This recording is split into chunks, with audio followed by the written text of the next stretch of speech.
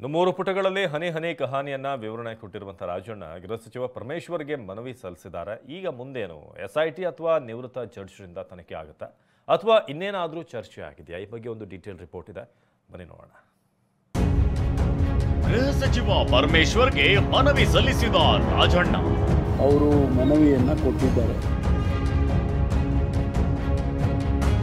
3 ಪುಟಗಳಲ್ಲಿ ಇದೆಯಾ ರಾಜಣ್ಣ ಹನಿ ಹನಿ ಕಹಾನಿ? ಸಂಗತಿಗಳೇನು ನಡೆದಿದ್ದಾವೆ ಎಲ್ಲರೂ ಕೂಡ ವಿವರವಾಗಿ ಬರೆದಿದ್ದೇನೆ. ವಿಧಾನಸಭೆಯಲ್ಲಿ ರಾಜಣ್ಣ ತಮ್ಮ ಮೇಲೆ ಹನಿ ಟ್ರ್ಯಾಪ್ ಯತ್ನ ನಡೆದಿರೋ ಬಗ್ಗೆ ಸ್ಫೋಟಕ ಹೇಳಿಕೆ ಕೊಟ್ಟಿದ್ರು. ಸದನದಲ್ಲಿ ನಿಂತು ಗೃಹ ಸಚಿವರಿಗೆ ದೂರು ಕೊಡೋದಾಗಿ ಹೇಳಿದ್ರು.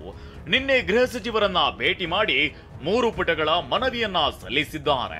ಈ ಬಗ್ಗೆ ಮಾತನಾಡಿರೋ ಪರಮೇಶ್ವರ್ ಸಿಎಂ ಜೊತೆ ಚರ್ಚಿಸಿ ಮುಂದಿನ ಕ್ರಮ ಕೈಗೊಳ್ಳೋದಾಗಿ ಹೇಳಿದ್ದಾರೆ.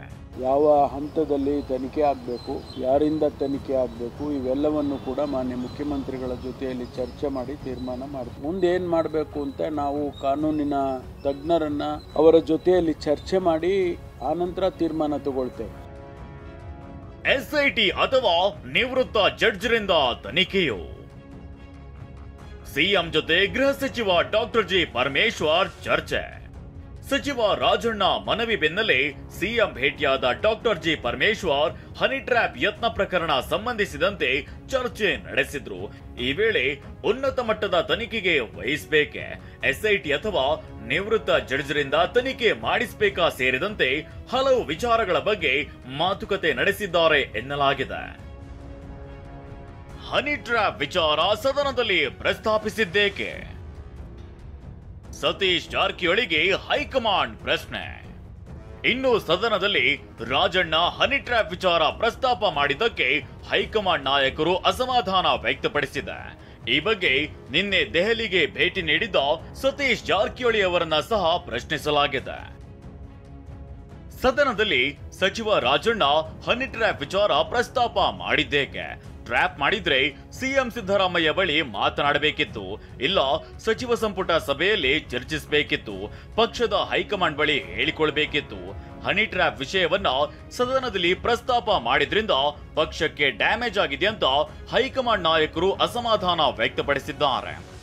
ಆದ್ರೆ ಸಚಿವ ಸತೀಶ್ ಜಾರಕಿಹೊಳಿ ರಾಜಣ್ಣ ಸದನದಲ್ಲಿ ಪ್ರಸ್ತಾಪಿಸಿದ್ದನ್ನ ಸಮರ್ಥಿಸಿಕೊಂಡಿದ್ದಾರೆ ಎನ್ನಲಾಗಿದೆ. ಸದನದಲ್ಲಿ ಅದು ಪ್ರಸ್ತಾಪ ಬಂದಾಗ ಅದು ಅವ್ರು ಹೇಳಲೇಬೇಕಾಯಿತು.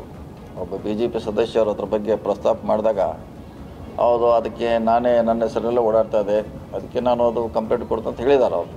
ಹೀಗಾಗಿ ತಡ ಆಗಿರ್ಬೋದು, ಇಲ್ಲ ಅಂತ ಹೇಳಲಿಕ್ಕೆ ಆಗಲ್ಲ. ಈಗೂ ಅವಕಾಶ ಇದೆ, ಕೊಡ್ಬೋದು. ಎಲ್ಲಿ ಹೋದ್ರೂ ಪಬ್ಲಿಕ್ ಏನಲ್ಲ, ಅದು ಸದನ ಹೇಳಿದ್ರು ಅಷ್ಟೇ, ಅದು ಮುಖ್ಯಮಂತ್ರಿ ಹೇಳಿದ್ರು ಅಷ್ಟೇ, ಕಂಪ್ಲೇಂಟ್ ಕೊಟ್ಟರು ಅಷ್ಟೇ, ಅದು ಮಹತ್ವ.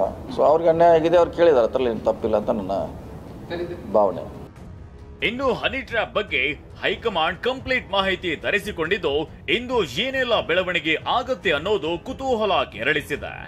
Bureau report TV9.